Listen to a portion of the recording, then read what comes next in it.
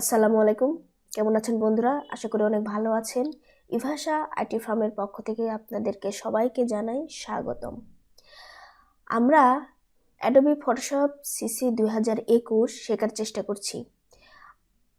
এর ইতিমধ্যে আমরা এই যে গার্ডিয়ান টুলসটার কিছু অংশ অলরেডি শিখে ফেলছি, আর কিছু অংশ বাদ আছে যেটা আমরা আজকে শিখব ইনশাল্লাহ। তো বন্ধুরা, আমার আজকের ভিডিওটি দেখার আগে আমি বলবো আমার পূর্বের ভিডিওটি আপনারা দেখে আসবেন, কারণ এটার যেহেতু পার্ট 1 আছে, যদি 1টা না দেখেন তাহলে কিন্তু পার্ট 2 আপনি কোনোভাবে বুঝতে পারবেন না। তো বন্ধুরা, অবশ্যই আগের ভিডিওটি ভালোভাবে দেখে আসবেন, তাহলে আপনারা এটা ভালোভাবে বুঝতে পারবেন। আর এই ভিডিওটি অবশ্যই প্রথম থেকে শেষ পর্যন্ত দেখার চেষ্টা করবেন। আর বন্ধুরা, আমার চ্যানেলটি অবশ্যই সাবস্ক্রাইব করবেন। তাহলে চলুন বেশি কথা না বাড়িয়ে শুরু করি।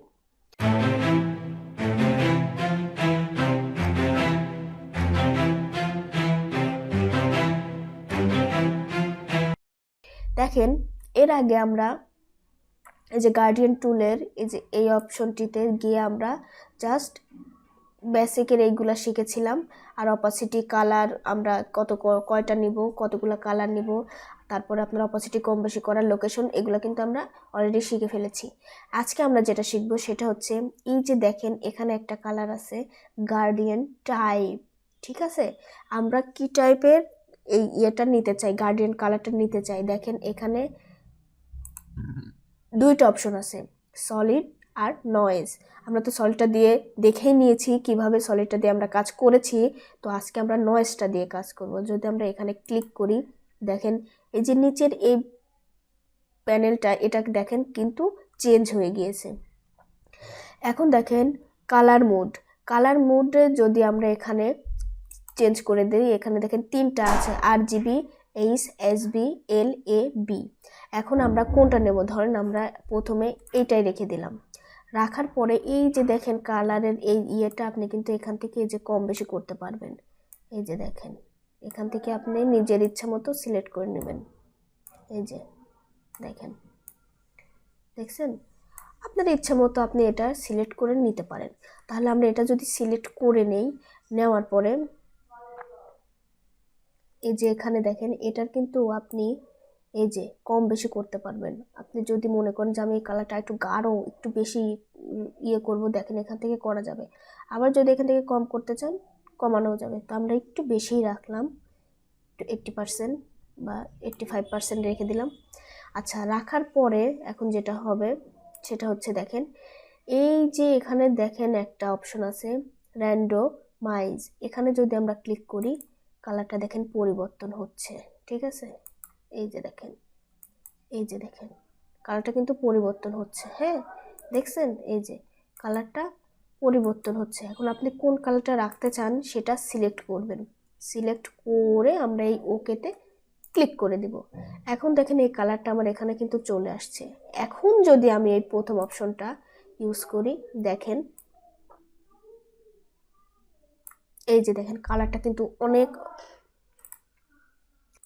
দেখেন এখন কিন্তু আগের চেয়ে কিন্তু অন্যরকম কালার কিন্তু চলে আসছে, অনেকটাই ডিপ, অনেক রকম মনে হচ্ছে যে মানে মিউজিকের বাড়ি খাচ্ছে, এরকম একটা ব্যাপার দেখেন হয়ে গেছে। এখন যদি আমরা এটা এ পাশ থেকে তুলি, একই রকম, এই যে দেখেন এ পাশে, এটা আপনারা ইচ্ছা মতো করে নেবেন। এখন দেখেন একই জিনিস যদি আমরা অপশন 2তে যাই, দেখেন যাওয়ার পর আমরা যদি এই যে এখান থেকে যদি ছেড়ে দিই, দেখছেন কালারটা কিন্তু একদম জটিল হয়েছে, মানে খুবই সুন্দর লাগতেছে, আগের চেয়ে কিন্তু অনেকটাই ভালো, ঠিক আছে? অনেকটাই কিন্তু সুন্দর আগের চেয়ে। দেখেন যদি একটু বড় করতে চাই, একটু বড় করতে পারবো, যদি কই না একটু ছোট করে দিব, তাহলে দেখেন ছোটও করা যাবে। দেখছেন কালারটা কিন্তু এখন টোটালটাই অন্যরকম হয়ে গেছে। এখন আমরা যদি থার্ড অপশনে যাই, দেখি থার্ড অপশনে গেলে কেমন দেখা যায়। দেখেন এই যে ওয়াও, কালারটা কিন্তু এখন আগের চেয়ে কিন্তু বেশি বেটার হয়েছে, সুন্দর হয়েছে, এবং কালারটা দেখেন মিশে গেছে। আগের যে দাগটা যে বোঝা যাইতো যে এখান থেকে শুরু হয়ে এখান থেকে এসে শেষ হয়েছে বোঝা যেত, এখন কিন্তু বোঝাটাও যাচ্ছে না। কালারটা কিন্তু অনেক সুন্দর হয়েছে। পরেরটাতে যদি আমরা যাই, দেখেন এখনও কিন্তু কালারগুলো কিন্তু অন্যরকম হয়েছে। তারপরটাতে যদি যাই,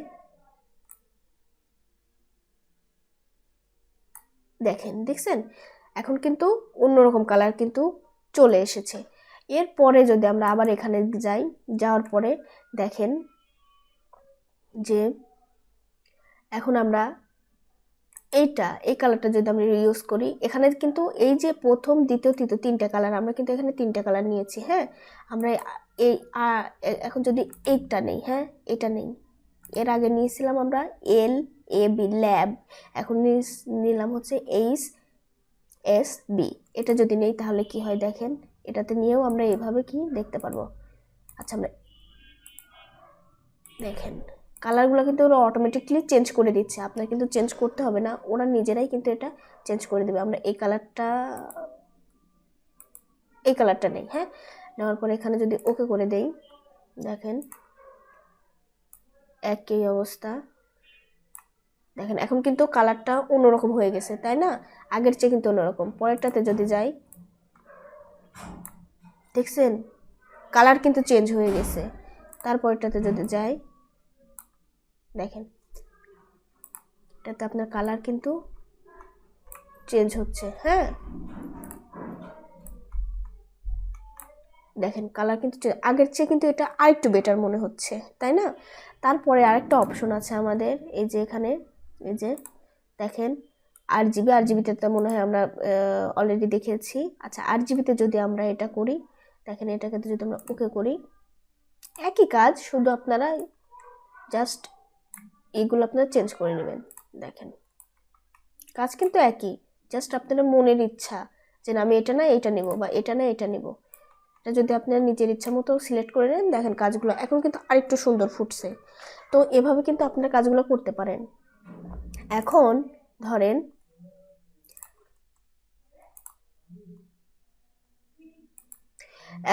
আপনি যদি চান যে আমি এই যে কালারটা আমি এগুলা আমি করলাম, বা কালারগুলো এই কালারটা আমার পছন্দ হয়েছে, তাহলে কি করব, আমি কালারটা সেভ করে রাখবো, যাতে আমার আর কোনো প্রবলেম না হয়। হ্যাঁ, আমি যখনই চাইবো তখনই পাবো। তাহলে আমি এটা কিভাবে সেভ করব?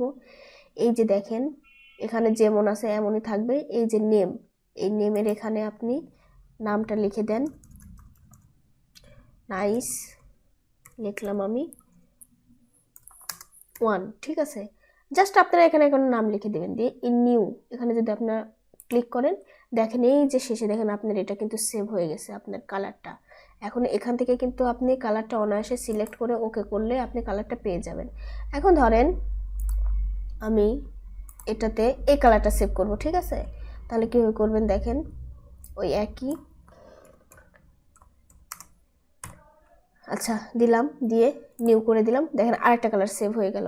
এভাবে আপনার যত খুশি কালারগুলোকে আপনারা ক্রিয়েট করবেন, করে এখানে আপনি সেভ করে রাখতে পারবেন। এখন ধরেন আমি এই কালারটাই নিব, ওকে করে দিলাম, দেখেন এই যে এখানে চলে আসছে, ঠিক আছে, চলে আসছে। এখন যদি আমি এই কালারটাই এইটাই নিব, এই কালারটা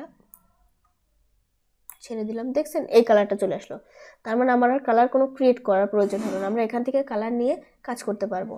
আরেকটা কথা, মনে করেন আপনি এই যে এখানে সেভ করছেন, এখন আপনার এখানে সেভ করতে করতে অনেকগুলো হয়ে গেছে, এর ভিতরে কোনো একটা কালার মনে হচ্ছে যে না আমার এটা আর প্রয়োজন নাই, তবে ডিলিট করা দরকার, আমি ডিলিট করবো। তাহলে কীভাবে ডিলিট করবেন দেখেন, এই যে মাউসের রাইট বাটনে ক্লিক করবেন, এই যে দেখেন ডিলিট গার্ডেন, এখানে ক্লিক করলে এই যে ডিলিট বলতেছে, হ্যাঁ আমরা ডিলিট করব, ওকে বাটনে ক্লিক করলাম, এটা কিন্তু অটোমেটিকলি ডিলিট হয়ে গেল।